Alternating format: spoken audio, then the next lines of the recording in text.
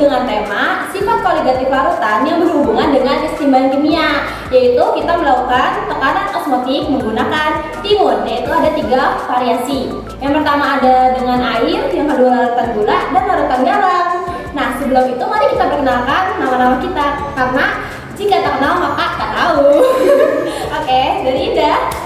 Perkenalkan, saya Indah Flora Puranilum dengan NIM 2304080003. Saya Dewi Sukaharum Garujaya Diningrat dengan NIM 230408020. Saya Anissa Nurfadila dengan NIM 2304080031. Jadi sekarang mari kita lanjut ke video praktikumnya. Salam Naruto.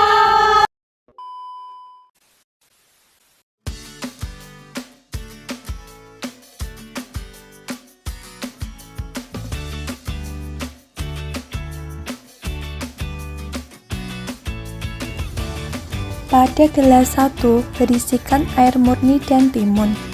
Saat timun direndam dalam air murni, tekanan osmotik air di luar sel lebih rendah dibandingkan di dalam sel timun. Karena perbedaan tekanan osmotik ini, air akan masuk ke dalam sel timun melalui membran semi-permeable secara osmosis. Akibatnya, sel-sel timun menyerap air yang membuatnya menjadi lebih kencang dan keras setelah direndam dalam air murni selama 1 jam. Gelas 2, larutan gula dan timun. Dalam larutan gula, tekanan osmotik di luar sel lebih tinggi dibandingkan dengan air murni, tetapi tidak setinggi larutan garam. Akibatnya, sebagian air dari dalam sel timun akan bergerak keluar menuju larutan gula untuk mencapai keseimbangan osmotik. Meskipun sebagian air keluar dari sel, konsentrasi gula yang tidak terlalu tinggi menyebabkan proses ini berjalan lambat, sehingga sel-sel timun hanya kehilangan sedikit air. Akibatnya, timun menjadi lebih sedikit lunak daripada gelas pertama, tetapi tidak terlalu layu ataupun keriput. Pada gelas 3 yang berisi larutan garam, konsentrasi zat terlarut sangat tinggi, sehingga tekanan osmotik di luar sel jauh lebih besar dibandingkan di dalam sel.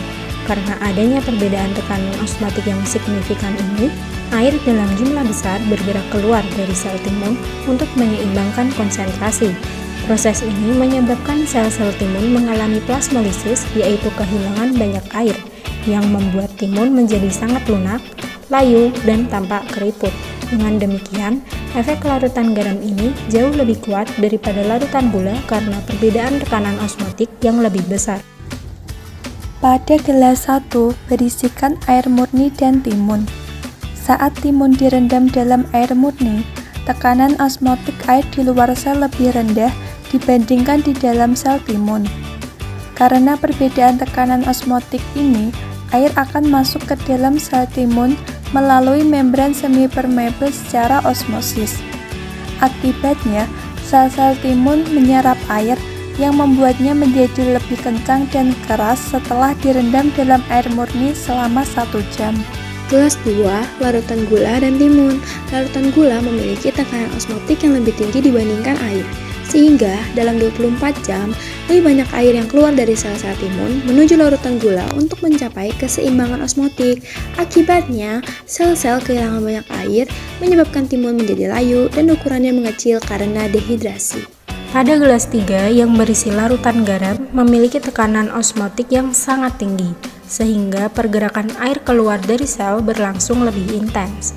Dalam 24 jam, sel-sel timun kehilangan sebagian besar airnya, sehingga timun menjadi sangat keriput, mengecil, dan tampak sangat layu. Dehidrasi yang kuat ini disebabkan oleh tingginya konsentrasi garam di luar sel yang menarik air keluar untuk menyeimbangkan tekanan osmotik.